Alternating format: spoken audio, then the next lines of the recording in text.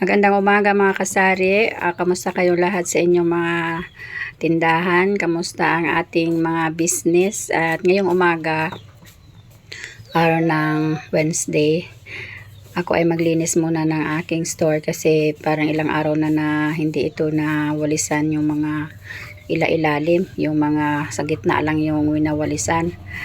At parang marami ng mga alikabok sa mga ilalim ng aking mga paninda. So, ito ngayon ang aking inasikaso ngayong umaga. Kasi kailangan natin panatilihin malinis ang ating tindahan para ito ay kaaya-aya naman tingnan ng mga customer natin. At kahit tayo naman ay maaliwalas yung ating pakiramdam pag malinis ang ating tindahan. Yung mga naka-arrange lahat ng ating mga paninda. So, hindi tayo mahirapan maghanap kung ano ang binibili ng ating mga customer. So ngayon, ang inyong tindera ay maglilinis muna ng ating tindahan. At mainit dito sa amin ngayon, mga kasari. Maganda ang panahon. Walang sign na uulan. Iwan ko lang mamayang hapon. Pero napakainit ngayon. Kaya ako ay nagbilad ng aking daing na binili ko kahapon sa naglalako. Binibilad ko muna yan bago ko siya nire-repack. At ayan, patuloy tayong maglilinis mga kasari ng ating tindahan. Yung aming map ay nasira, kaya magbalak akong bumili kasi mahirap kasi yung magpunas ng sahig na paa yung ginagamit. Masakit sa hita, diba? Masakit sa tuhod. Alam nyo naman na matandaan ng inyong tindera at medyo may mga naramdaman na tayo sa ating mga joints. So ayan, mag-order ako sa online ng map kasi nabali yung aming map kahit doon sa loob ng bahay. Nahirapan ako magpunas ng sahig, guys. So marami tayong chichirya sa aking mga suki dyan. Marami akong chichirya ngayong araw. Punong-puno ang ating mga chichirya at mayroon pa tayo doon sa na naka-plastic sa loob at kailangan kong i-display para naman makita ng ating mga tumer pag dumadaan sila na marami tayong iba't ibang klase ng chichirya. So, ngayon ay kailangan ko talaga munang maglinis at hanggang doon sa labas kasi kanina hindi si Robert nakawalis doon sa labas dahil nagmamadali din at pumasok sa trabaho kasi kahapon hindi siya pumasok dahil nagbilad kami ng palay dahil wala na kaming bigas na pangkain. Iba naman kasi yung pangtinda ko na bigas at iba naman yung pangkain namin. Pero pag wala kaming napagiling, siyempre dyan din kami kumukuha ng aming pagkain. Kaya lang mayroon pa kami natirang palay. Kaya ayun, ang binilad muna niya para mayroon kaming ipapagiling. At ngayon ay naghihintay din ako ng gilingan para naman ipagiling ko yung 2 sako. At ayan, nakita niyo yung labas namin. Ganyan ang hitsura ng labas na aking tindahan, diba? Sa baba yung aking tindahan, mayroong hagdanan. Kaya medyo mahirap ang sitwasyon ng ating tindahan. Pag may nabili, bababa pa sila ng hagdanan. Dahil gawa yan ng road widening na hindi kami binigyan ng lupa na panambak sa aming bahay. Pero ayos lang mga kasari kasi nakakaraos naman kahit paano. Nasemento na namin ang harap ng aming tindahan. So wala nang putik na yung mga maapakan yung mga tumer natin. At ayan o, may nakatabing na tela kasi napakainit sa labas. So kailangan talaga nating linisin ang harap ng ating tindahan. Pag si Robert minsan ang naglilinis dyan, binabrush pa niya yung hagdan. Maano yun sipag yun magbrush ng hagdanan. So ayun, at ako ay hindi nag-live ngayong umaga kasi pagkatapos ko nito maglinis, ako ay maglalaba pa kasi diba pasukan na. So yung damit ng aking pumapasok ay kailangan labhan agad para matuyo pa kasi wala pa silang uniform ngayon dahil iba yung uniform nila.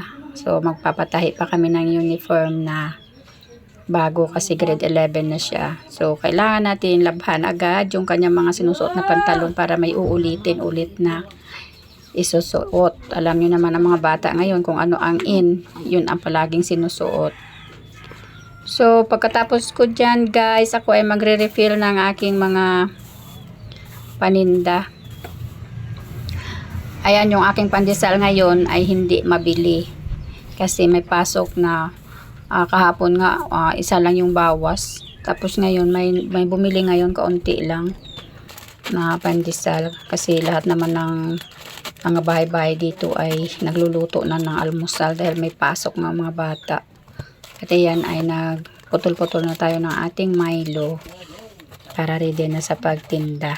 Kasi mahirap yung pag may bubili ay gugupit ka pa. So ayan, nagpuputol-putol ako tapos nilalagay ko lang dyan. So ayan, magre-refill tayo ng mga ginupit-gupit na paninda para hindi mahirap pag may bumibili. Namamalat yung aking boses. May kausap ako dyan, si nanay dyan sa labas. Nagmamarites pa kami habang ako ay nagre-refill ng mga paninda. At ganyan ang aking daily routine sa umaga guys.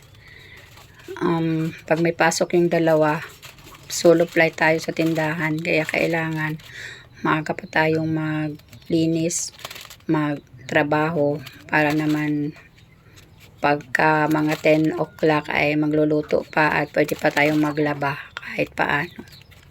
Thank you for watching guys. Don't forget to like and share. God bless ating lahat. Our hearts beat to the city streets. We began to feel the fire. We rise like tall buildings as the chemicals they take us higher. The night's young and it's just begun as she puts her hand in mine. We wanna chase the night, wanna dance to the light, pull the stars from the sky, just two hearts running wild. Never sleep, never stop, as we shout from the top.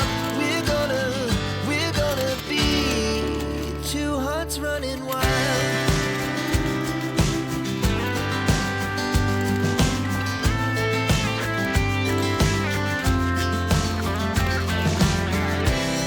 Now the morning is the afternoon.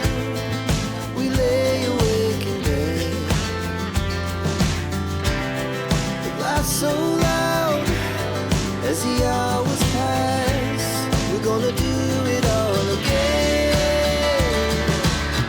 We wanna chase the night, wanna dance to the light, pull the stars from the sky, just two hearts running wild. Never sleep, never stop, as we shout from the top.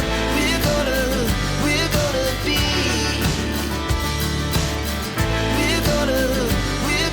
be two hearts running wild.